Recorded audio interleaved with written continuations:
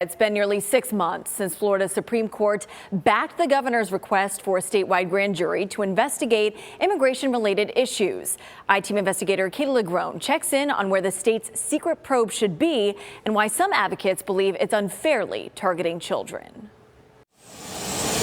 Months before funding these migrant flights from Texas to Martha's Vineyard, Governor Ron DeSantis made another unusual but attention-grabbing move against illegal immigration in Florida, getting a statewide grand jury to investigate crimes behind the who, what, where, and how migrants end up here illegally. We have a responsibility in Florida to be able to fight back. This is the governor announcing the move back in June. The grand jury will examine the effects of those international networks on Florida and how they have violated Florida law. Nearly 6 months after Florida's Supreme Court approved his request, we wanted to know where this probe should be. Florida state investigators, other individuals, should have begun offering evidence to the grand jury to, try to identify patterns, to identify groups of individuals or organizations that are actually engaging in this misconduct. Andrew Arthur is a former immigration judge, now resident fellow at the D.C.-based Center for Immigration Studies. He's also a former staffer of then Representative DeSantis. While he's not involved in the state's investigation, Arthur wrote this article praising the governor's grand jury move, describing it as breaking ground, using state power to force change. These should be the sorts of things that the Department of Justice at the federal level, the Attorney General Merrick Garland,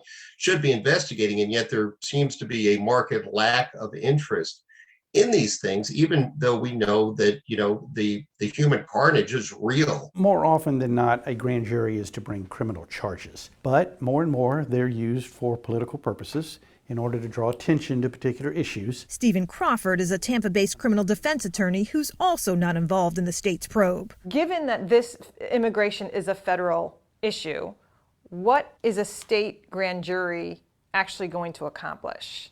Well, that's an excellent question. Most of us have said nothing. What authority are they going to have to tell the federal government what to do?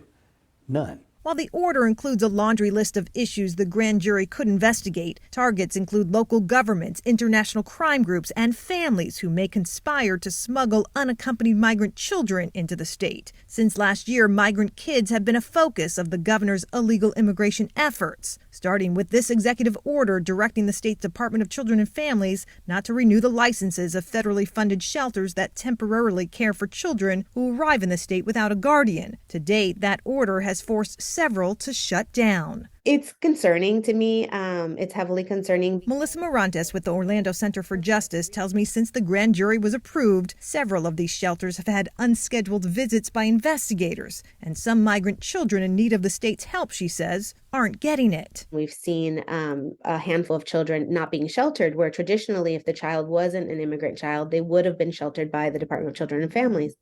And we're not sure why that's happening. It's unknown if the state's grand jury investigation has anything to do with these cases. Grand jury probes by nature are kept secret until a final report is issued or an indictment is handed down, which in this case may still be up to 12 months away. I'm I-Team investigator Katie LaGrone taking action for you.